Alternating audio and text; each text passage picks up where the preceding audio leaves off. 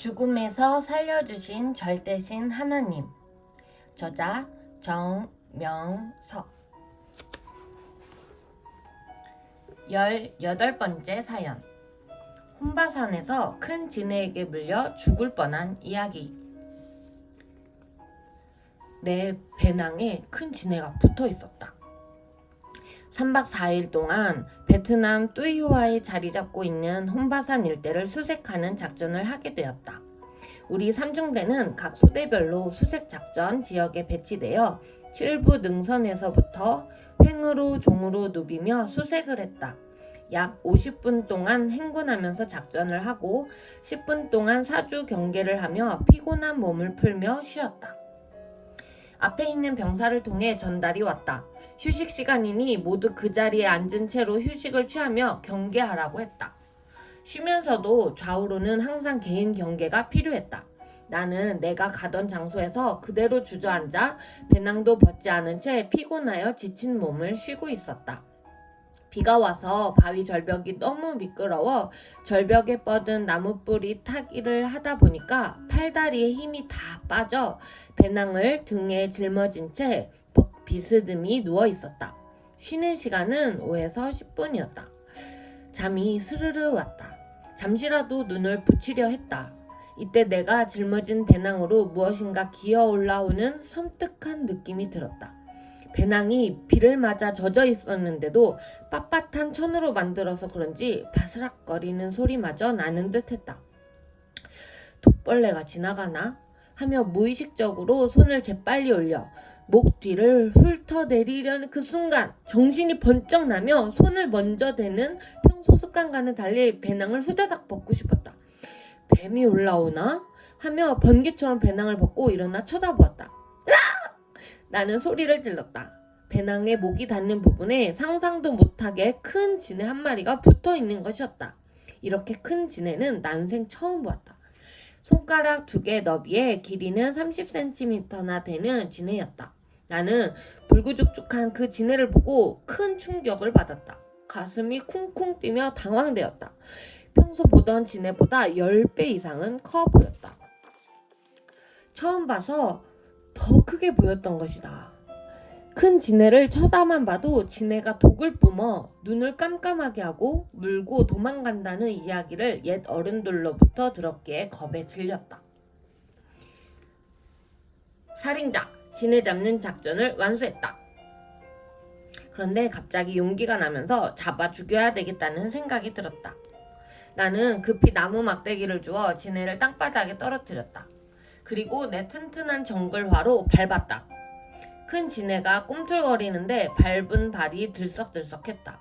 머리끝이 서고 마음이 섬뜩하고 소름이 끼쳤다. 나무 막대기로 지네 이빨 2개를 빼버리려고 지네 머리를 지지기니 지네는 온갖 발악을 했다. 결국 돌로 지네 내 대가리를 지지겨버렸다. 이빨을 뽑아버리려고 보니 큰 집게벌레에 집게만 했다. 이놈한테 물렸더라면 지금쯤 쭉 뻗어 죽었을 것을 생각하니 정말 섬뜩했다.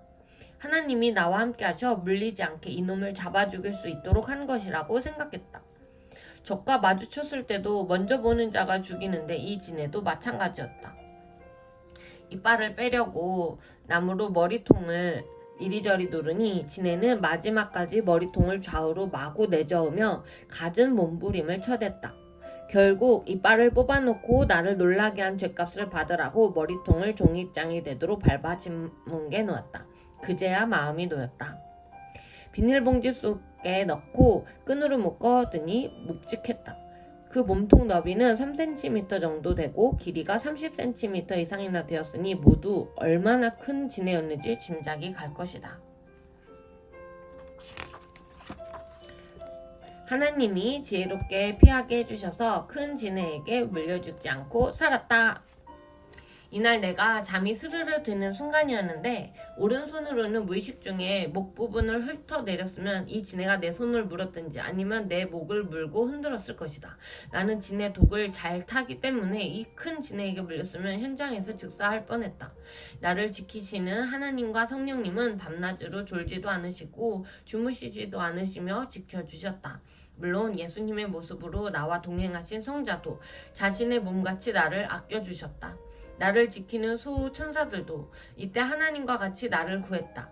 이리하여 이날도 또한 또 한 번의 죽을 고비를 넘긴 것이다. 그 일을 당했을 때 하나님은 내가 손으로 목을 훑어내리지 않고 지혜롭게 배낭을 벗게 인도하셨다. 성령님도 나의 마음을 강하게 감동시켜 일순간 배낭을 벗고 번개처럼 일어나게 하셨다. 진네에게 내 손이 닿았으면 바로 물렸을 것이다.